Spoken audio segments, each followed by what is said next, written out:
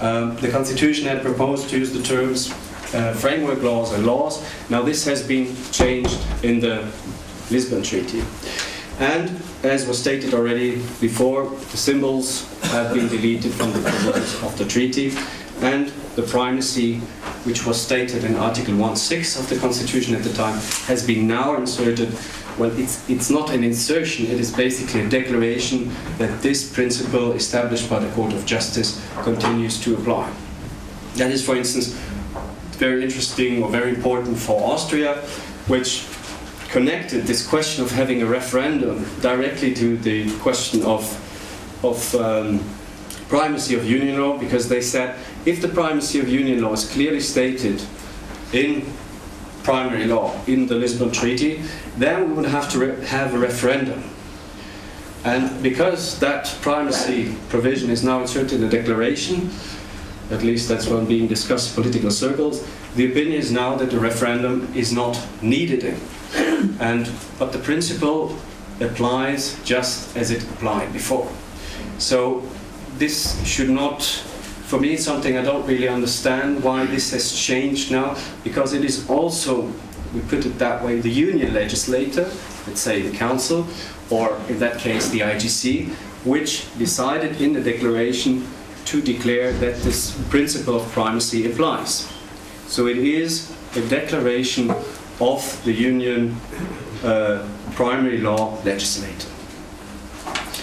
There are new institutions, the European Council, which is considered as a European Council, European institution. It existed already since 1970, but now it has official status of the European Council, and the European Council will have its president, which means the Union itself will have a president. And I mentioned the Foreign Affairs Minister. There are many new competences for different institutions. We might come to that later, or we might come to that also in the frame of this afternoon's discussion.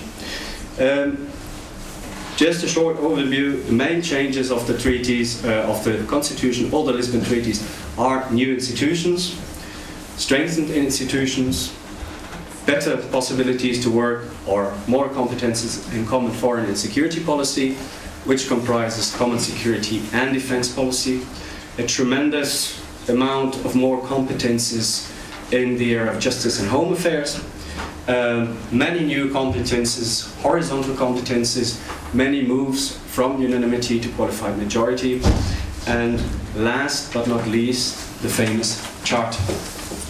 And the Charter, I hope that we will have exciting discussions this afternoon about its impact, about its safeguard clauses, because according to the provisions of the Charter itself, the Charter should not have an impact on domestic policies. And I think we can clearly establish in the frame of this afternoon's discussion that this is obviously unlikely to be the case. When I say unlikely, it's also, I'm convinced that today we won't have answers to all questions. I mean, we speak here about, as I said, 350 amendments to primary legislation.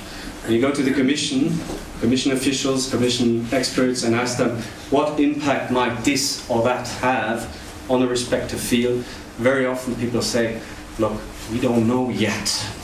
And it will be extremely difficult to see exactly which provision will change what concretely. But there's one thing I would like to underline, and there I think also that sometimes I wouldn't point so much at European leaders, much more national leaders. They are, in a way, not very honest. When we speak about all these amendments, even if we don't know the exact impact of this Lisbon Treaty, one thing is sure. The Union will have more competences. That's the objective. The Union must be more efficient, should be more efficient. The Union should be able to act at the international level, etc., etc., etc.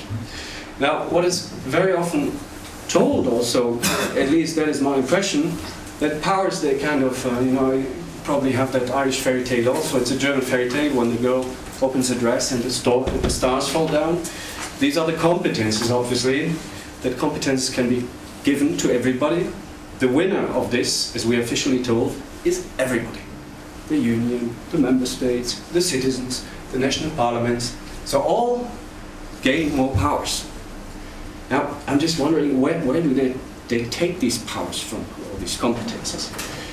And we must therefore clearly admit, or the national leaders should clearly admit, that a transfer of competences to the European level simply means a loss of competences somewhere. At national level, at regional level, maybe at individual level.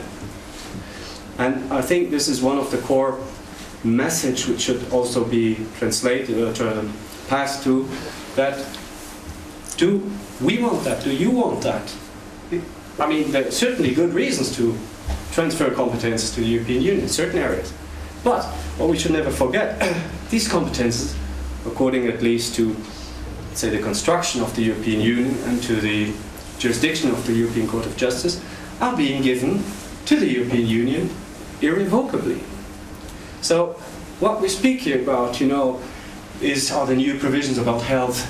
Do they have an impact concretely, yes or no?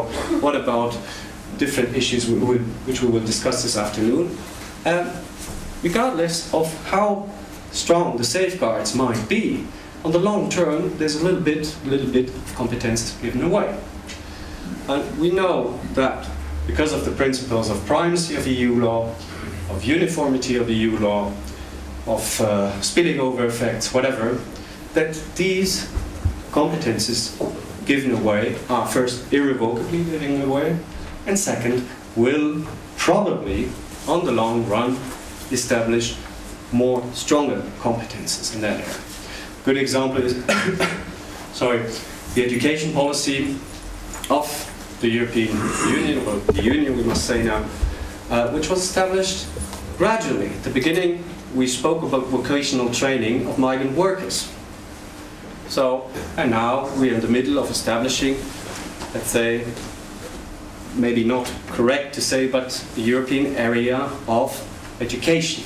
It is not quite true, as I say, but there is an old chapter on education. So that's how it started. From the free market, from the free movement of workers and the necessity for them to have, let's say, the possibility to have the training times recognized. Now we have an entire competence in the area of education. And this will be the same, basically, in all areas. We have space, we have sports as new competence, as an example. As I said before, you ask Commission officials, what does space mean? Well, it doesn't mean anything, because now we're using the flexibility clause anyway. It's a 308 article, which means that if the Union should not have the competence in a certain area, it can use that article. So for them, nothing really much changes. But you come from a general clause, and now you have space mentioned. Not only speaking about European space policy, we speak about social protection, we speak about social rights, we speak about very sensitive areas, and this should be just clear for, I think, for us all. And yeah, well, that's it. Thanks.